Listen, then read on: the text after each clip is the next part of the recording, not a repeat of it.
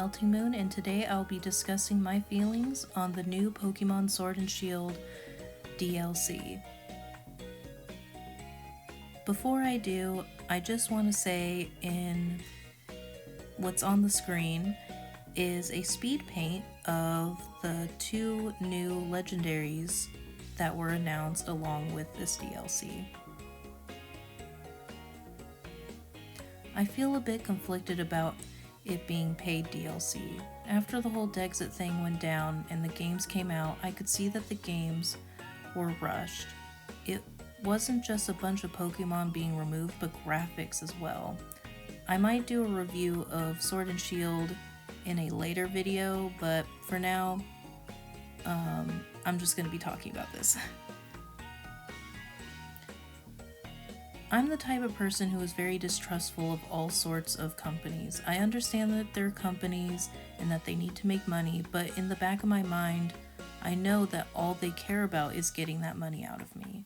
But with Pokemon, I always had such an innocent view of them. I think it mostly comes down to nostalgia from always having a good time playing the games, mainline or spin-off. My favorite game from the series is Pokemon Mystery Dungeon, Explorers of Sky. When the whole Dexit thing happened, I honestly felt a little betrayed and let down. It kind of shattered my perception of Pokemon and made me see Game Freak as being interested only in money. I would honestly feel better if this was a free DLC as an apology to the fans for cutting corners in a $60 game. There are 3 scenarios that would have made me completely happy. One being completely free, because who doesn't like free? It feels like I already paid for the DLC since the base game is so overpriced. Second, they could have made the first one free and the second one cheaper. And third, if they made the expansion pass $20 instead of $30. $30 isn't a deal breaker, but I feel that it's kind of pushing it for me.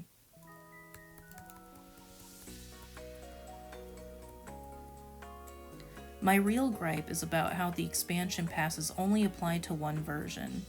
If you want both versions with the expansion passes, you'll end up spending $180 total, which is kind of insane. That being said, there is a lot to be happy about here. This is significant because it's the first time Pokemon has ever done DLC.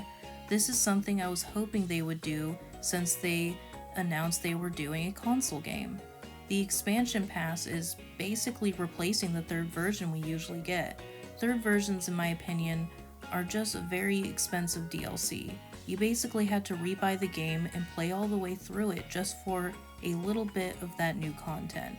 Even though I have mixed feelings on the DLC being paid, it feels much better than getting a whole new game. For example, Ultra Sun and Ultra Moon were the worst third versions by far in my opinion. I did like the Ultra Wormholes and seeing the worlds of the Ultra Beasts came from, but overall it was extremely underwhelming. They should have done what they did with Black and White and made it a sequel.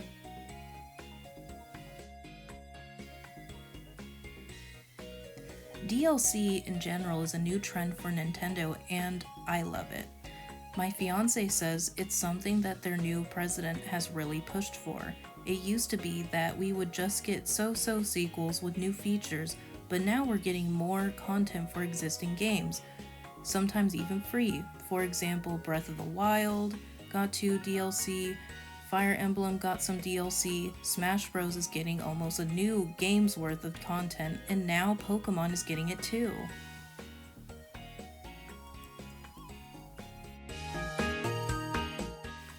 So this is my 4th gen bias showing, but I hope that this also means that they're not going to be releasing Diamond and Pearl remakes this year.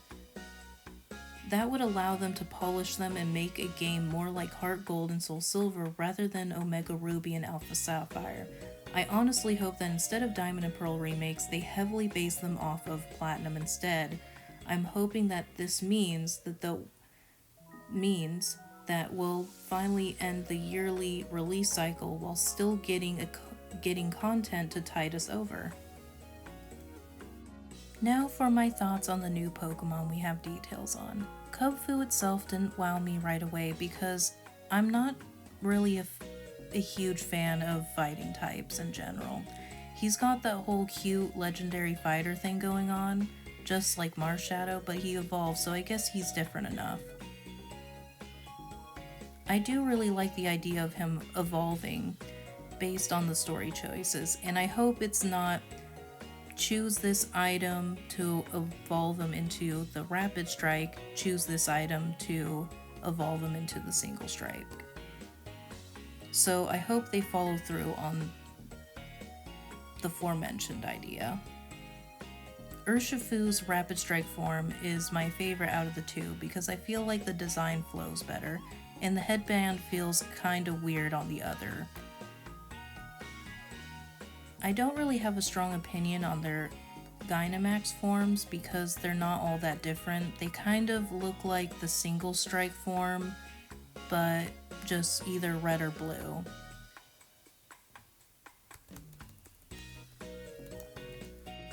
Calyrex is my favorite out of the two legendaries. He fits in perfectly in the setting even though he's not an ice type. I thought he was a deer at first, but he's actually based off a rabbit, which I like way better. The bulb on his head is well designed and looks like a crown without being one. It would be really cool if the bulb on his head is actually a bud that opens up into a flower.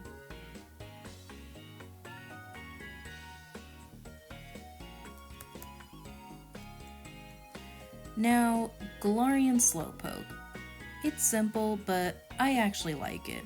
I'm really digging the yellow on him. I'm glad they didn't spoil, and I also am glad they didn't spoil the evolutions, only tease them.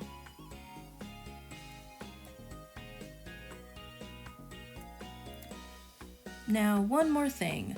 In the Direct, they also announced a Pokemon Mystery Dungeon remake. Since Sky is my favorite game of all time, I need you guys not to ask questions and just consume product and get excited for next products because I want my Sky remake. Please. Pretty please. So yeah, that's all of my thoughts on the Direct. I mean, well, more of my concerns and just yeah, just mostly concerns and a little bit of positives about the Direct. I think I might do another video really going into the Direct. Maybe, I'm not sure yet. I'm still kind of new to this video making thing, so yeah. Yeah, that's everything I wanted to say. So thank you for listening, and of course, thanks for watching.